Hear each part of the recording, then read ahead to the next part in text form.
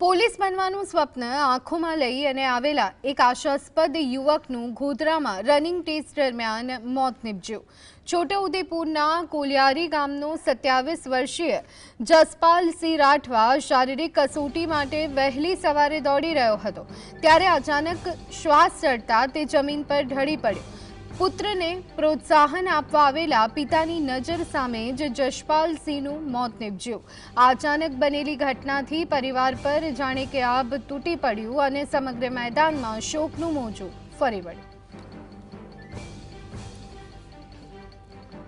મારો છોકરો અને હું ગોધરા એસઆરપી ગ્રાઉન્ડમાં પોલીસ કોન્સ્ટેબલની રનિંગ પરીક્ષા આપવા આવ્યા હતા અને તે દરમિયાન છોકરાને શ્વાસ આપતા ને નીચે ઢળી પડતા અને પછી અચાનક શ્વાસ વધારે ઉપડી ગયો તેઓનું મૃત્યુ થયું છે।